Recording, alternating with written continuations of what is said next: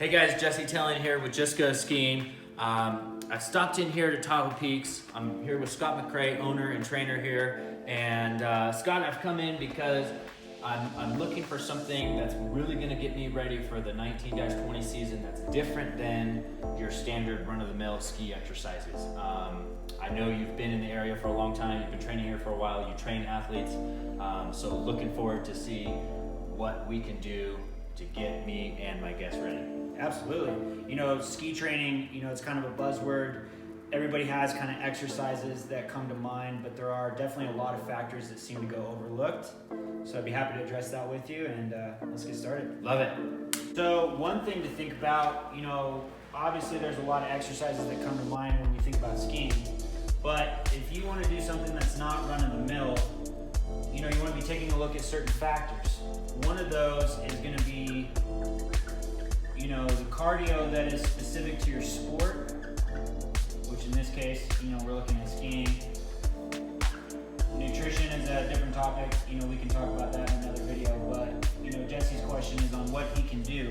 Basically, that is to address what kind of cardio demands are placed on him during skiing and what kind of strength demands are placed on you during skiing. Now, what we find with skiers is that in terms of cardio, they are typically in the 70 to 90% max heart rate zone for about 5 minutes. An average run, 5 minutes. About an average run is 5 minutes. So, the first thing that you can do to prepare your body, without getting into any kind of strength training, is just start to do cardio that mimics the demands that your heart's gonna have on it when you ski. Okay. It doesn't have to be ski-ish. It can be a bike, it can be a rower, it can be an air bike, it can even be running, whatever the case may be. You want to get some kind of heart rate monitor to measure what your heart is.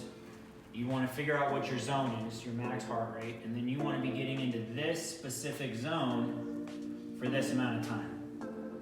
And that's going to train your heart for the demands that are going to place on it. If you're out of zone, if you jump on a treadmill and you're at 50% of your max for 20 minutes, that's not going to do you any good. Right. Because when you go ski, you get off that chairlift and you start going, your heart's going to be higher than this for not as long. Mm-hmm. So, doing the wrong kind of cardio could actually be, maladapting your body to what it's going to be placed on. So the first thing is nailing your cardio zones, 70 to 90% of your max. Okay. And you want to be doing that for about 5 minutes. The other thing we can take a look at is your strength program. We want to look at what's specific to skiing. Okay. One of the things that we find is specific to skiing is that we're in this quarter squat. The other thing when we go to a quarter squat is you want to know what your ankle mobility, in this case specifically dorsiflexion. Very important inside the boot. Absolutely. To drive the front drive of the that ski. front of the Yeah. ski, exactly. So you want to check what this dorsiflexion is. I'll show you how to do that. Assuming that you have good dorsiflexion, you go to this quarter squat pattern. The other thing we notice with skiers is that there's a lot of weight transfer. Leg to leg. Leg to leg as you make different edges. Weight transfer implies that there's a little bit of balance going on, so you don't wash out. Balance implies that there's going to be some core going on. So we'll go over an exercise for that. And then last but not least, you're probably going to want to get out and do some jumps, maybe some spins. Yeah. So then we can take a look at how to twist, wind up your core.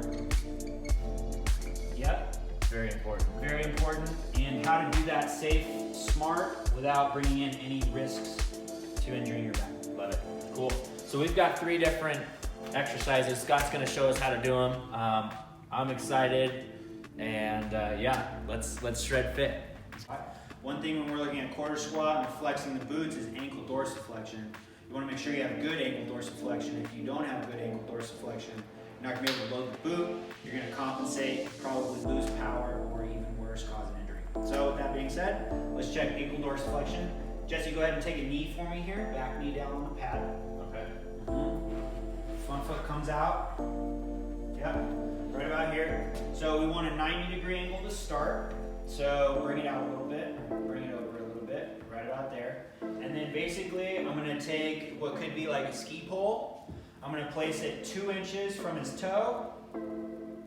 And then basically, without using his hands, staying tall, I want Jesse to try and push his knee to the ski pole. Go ahead.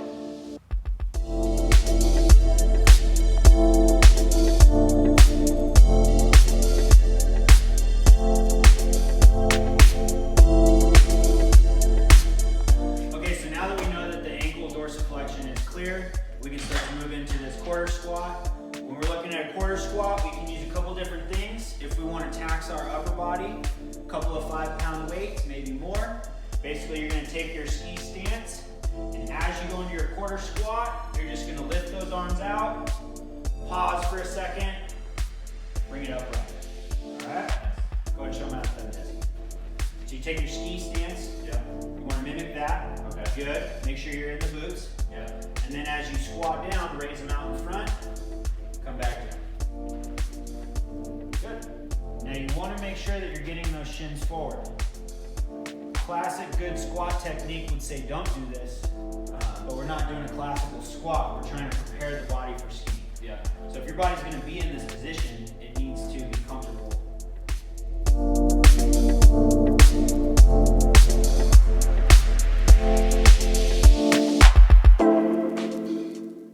So now what let's have you do is let's pretend you're going to go into like maybe a field of some bumps. Let's have you go down and hold it and pulse it. Okay. Yep. And try and really get in your legs and pulse it, similar to the way you would absorb the bumps with your legs when you're skiing. Right. Good. You want to keep a nice upright mid back, rounding a little bit here. Let's do about 10 seconds. 5. Okay, so next one we're looking at with the quarter squat, how to tax the legs, is we obviously want to keep good control of our legs. We don't want them going loosey-goosey. So to do that, we're going to incorporate a med ball. This is 8 pounds. Go ahead and put that between the legs and squeeze it.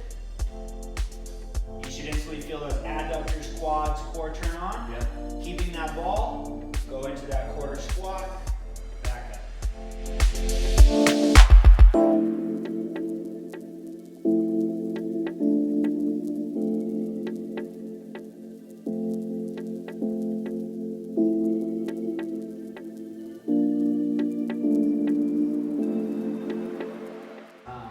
So 2 different quarter squat variations. You can challenge the upper body with those weights.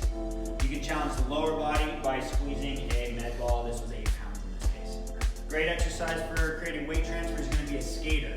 So you can do this without equipment. We have a ring and a hurdle here if you have it. But basically you're going to load up one leg, push onto the other one, back and forth, using your core and your hips to remain nice and stable. As you get the hang of it, you can go a little faster, okay? So let's have you start with some without any equipment here, Jesse.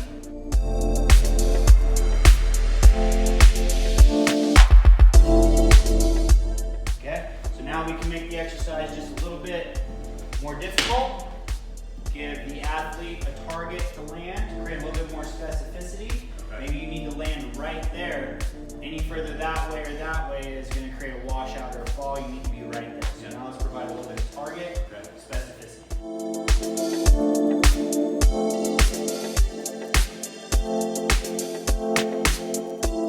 Now we can make it even harder by giving Jesse a little bit of height requirement where he has to really tuck his legs up.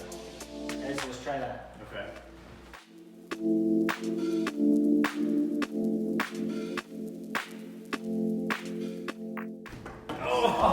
Don't knock that hurdle. Nice shot. Okay, so last thing we're going to talk about is how to incorporate twist using our core for winding up on jumps without bringing in any rotation in our lumbar spine, which could present a back problem. So we got a resistance band here. You're going to walk out until you feel the band engaged. Let's have you in a ski stance. Okay, bring this hand to your chest, right there. Have this arm extended. Okay. Now from that position, you see that the shoulders are rotated. Yeah. You want to try and keep your lower body fixed. Okay. Similar in golf, how you want to separate the shoulders and the hips. Right. So keeping those fixed, go ahead and push and pull, rotate your shoulders. Yep. Go nice and smooth. You should feel the core working on this cable side on the punch. Yep. Make sure that you're not rotating here. Keep this very still. And when you get these two segments really lined up and coordinated, you should feel a lot of core activation.